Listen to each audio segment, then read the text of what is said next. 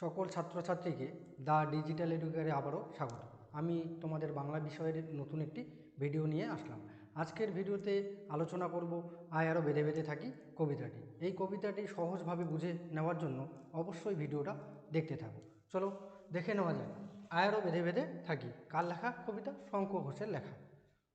প্রথমে আমরা কবি পরিচয়ে জেনে নেব। দেখো, শঙ্খ ঘোষ 1932 সালে জন্মগ্রহণ করেন। কোথায় জন্মগ্রহণ করেন? অধুনা বাংলাদেশের বরিশালে। আধুনিক বাংলা সাহিত্যের একজন প্রধান কবি, প্রাবন্ধিক, অধ্যাপক। এই যে শঙ্খ ঘোষ শুধু যে কবিতা লিখতেন তেমন নয়, তার পাশাপাশি প্রবন্ধ লিখতেন এবং একজন কলেজের অধ্যাপক ছিলেন। পড়াশোনা প্রেসিডেন্সি কলেজ ও কলকাতা বিশ্ববিদ্যালয়। প্রথম কাব্যগ্রন্থ দিনগুলি রাতগুলি। তার লেখা প্রথম কাব্যগ্রন্থের নাম কি? দিনগুলি রাতগুলি। নিহিত পাতাল ছায়া, বাবরের প্রার্থনা, প্রাজোড়ে দ্বারের শব্দ, জলই পাষাণ হয়ে আছে, গোটা দেশ জোড়া যৌঘর, প্রতি প্রশ্নে কেঁপে ওঠে ভিটে, হাসি খুশি মুখে সর্বনাশ ইত্যাদি। ছোটদের জন্য লিখেছেন ছোট্ট একটা স্কুল, অল্প বয়স, কল্প বয়স, সকালবেলার আলো। এছাড়াও দেখো এগুলো সব শঙ্খ ঘোষের কাব্যগ্রন্থের নাম। এছাড়াও তিনি নাটক লিখেছেন ছন্দময় জীবন, ভিন্ন রুচির অধিকার। তাছাড়াও এই যে সাহিত্য লেখার জন্য তিনি সাহিত্য পুরস্কার পেয়েছেন, সাহিত্য একাডেমি পুরস্কার পান, রবীন্দ্র পুরস্কার পান এবং সরস্বতী সম্মান ও পদ্মভূষণ পুরস্কার পান। তারপরে দেখো কবিতার উৎস। কবিতার উৎস কি আছে দেখো, মূল গ্রন্থ জলই পাষাণ হয়ে আছে। মানে এই যে শঙ্খ ঘোষের লেখা কবিতাটা আয় আরও বেঁধে বেঁধে থাকি জলই পাষাণ হয়ে আছে নামক কাব্যগ্রন্থ থেকে নেওয়া হয়েছে।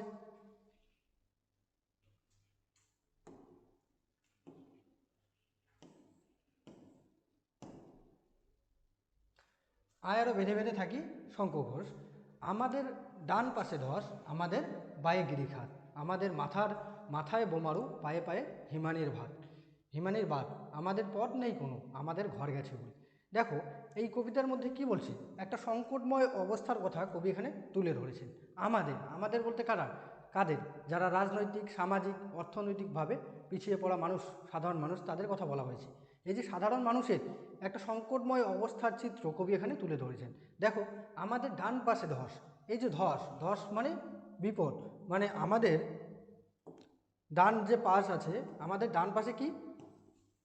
আমাদের ডান পাশে ধস, ধস মানে একটা বিপদের জায়গা। আমাদের ডান পাশে ধস, আমাদের বায়ে গিরিখাত। মানে কবি এখানে বোঝাতে চেয়েছেন যারা সাধারণ মানুষ তাদের বা পাশ ডান পাশ চারিদিকে কি বিপদ সবসময় ঘোরাঘুরি করছে। আমাদের মাথায় বোমারু, মানে আমাদের মাথার উপর যে আকাশটা আছে সেখানেও আমাদের নিস্তার নেই। আমাদের মাথার উপরটাও আকাশেও কি বোমারু জাহাজ উড়ে বেড়াচ্ছে। তারপর আমাদের পায়ে পায়ে হিমানির বাদ, আমাদের পায়ে পায়ে কি আছে? হিমানি মানে বরফের বাদ, আমাদের পথ নেই কোনো, আমাদের ঘর গেছে উড়ে। এই যে সাধারণ মানুষের টিকে থাকার কোনো পথ নেই, তাদের ঘরগুলোও কি উড়ে গেছে, যুদ্ধে ঘরগুলোও উড়ে গেছে। তাই আমাদের কি করতে হবে এখন? আমাদের করণীয় কি? দেখো এরপরে করছে, আমাদের শিশুদের সব ছড়ানো রয়েছে কাছে দূরে। আমাদের শিশুদের সব, আমাদের বলতে এই সাধারণ মানুষদের, শিশুদের সব মানে মৃতদেহ। এই যে যুদ্ধ হয়েছে, ভয়ঙ্কর যুদ্ধে কী হয়? সাধারণ মানুষের শিশুরা মৃত্যুবরণ করে, তাই তাদের শিশুদের সবগুলো কোথায় ছড়ানো রয়েছে? কাছে দূরে। আমরাও তবে এইভাবে এই মুহূর্তে মরে যাব নাকি?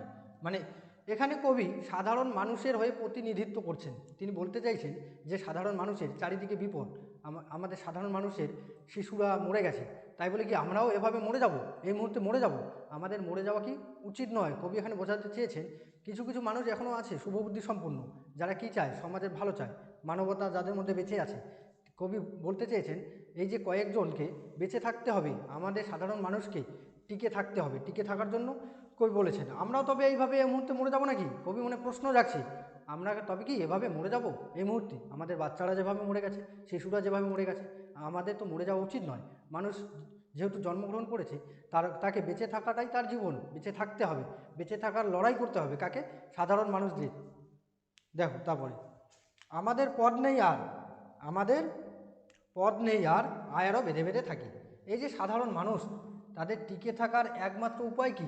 আয় আরও বেঁধে বেঁধে থাকি, মানে আমাদের সঙ্ঘবদ্ধভাবে, দলবদ্ধভাবে একসাথে হাতে হাত রেখে থাকতে হবে। তাই কবি বলেছেন আমাদের পদ নেই আর, আয় আরও বেঁধে বেঁধে থাকি। কবি এখানে সাধারণ মানুষের প্রতিনিধি হিসেবে প্রতিনিধিত্ব করেছেন। কবি সাধারণ মানুষের দলপতি হিসেবে এখানে দেখা দিয়েছেন। কবি বলতে চেয়েছেন যে সাধারণ মানুষের টিকে থাকার একটাই উপায়, তাদের কি সবসময় সঙ্ঘবদ্ধভাবে থাকতে হবে। চলো পরে পেজ দেখে নিই।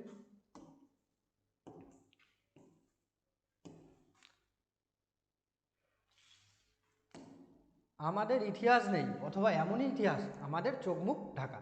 কবি কি বলছেন, এই যে সাধারণ মানুষ যারা আছে, সাধারণ শ্রমজীবী মানুষ যারা অত্যাচারিত, নিপীড়িত, শোষিত, রাজনৈতিক সামাজিকভাবে অত্যাচারিত, তাদের কি আমাদের ইতিহাস নেই অথবা এমনই ইতিহাস আমাদের চোখ মুখ ঢাকা। এই যে সাধারণ মানুষ, সাধারণত দেখবে ইতিহাসে কারা ঠাঁই পায়, যারা ক্ষমতাশালী মানুষজন, রাজনৈতিক ব্যক্তি, তারা কি ইতিহাসে ঠাঁই পায়। এই যে সাধারণ মানুষ কি ইতিহাস বইয়ের মধ্যে সাধারণ মানুষের কোনো নাম খুঁজে পাওয়া যায় না, অথবা এমনই ইতিহাস আমাদের চোখ মুখ ঢাকা, অথবা এমন ইতিহাস আছে যে ইতিহাসটা কি চোখ মুখ ঢাকা। হয়তো ইতিহাসের পাতায় কোথাও বলা থাকে কৃষকরা, শ্রমিকরা চোখ মুখ ঢাকা, তাদের কি সামনে সামনে নিয়ে আসা হয় না, তাই বলছে আমাদের ইতিহাস নেই, অথবা এমনই ইতিহাস, ইতিহাসটা কেমন যে চোখ মুখ ঢাকা। আমরা ভিখারি 12 মাস, কি বলছে, এই যে সাধারণ মানুষ তারা কি সবসময় 12 মাস ভিখারি। কেন? এই যে সাধারণ মানুষকে কাজের জন্য অন্যের বাড়িতে যেতে হয়, অন্যের উপর নির্ভর করতে হয়, তাই তারা কি 12 মাস ভিখারি। পৃথিবী হয়তো বেঁচে আছে, পৃথিবী হয়তো গেছে মরে, পৃথিবী হয়তো বেঁচে আছে, পৃথিবী হয়তো গেছে মরে। এই যে সাধারণ মানুষ যারা, তাদের তো নিজের চিন্তা তারা করে সবসময়। সাধারণ মানুষের কি নিজের বাদে পৃথিবী বেঁচে থাকলো আর মরে গেল, তাতে তাদের কোনো যায় আসে না।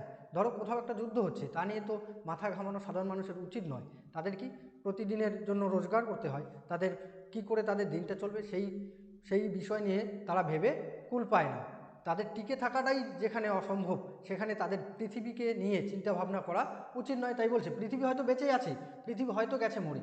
এই লাইনটার আরেকটা অর্থ আছে, এই যে কবি এখানে বলতে চেয়েছেন পৃথিবী মরে যাওয়া, মানে মানুষের মধ্যে মানবতা হয়তো মরে গেছে, হয়তো বেঁচে আছে, তা নিয়ে আমাদের চিন্তা ভাবনা করলে চলবে না। আমাদের কি সবসময় দলবদ্ধভাবে হাতে হাত রেখে থাকতে হবে। তারপরে দেখো, আমাদের কথা কে বা জানে, আমাদের কথা কে বা জানে, আমরা ফিরেছি দৌড়ে দৌড়ে।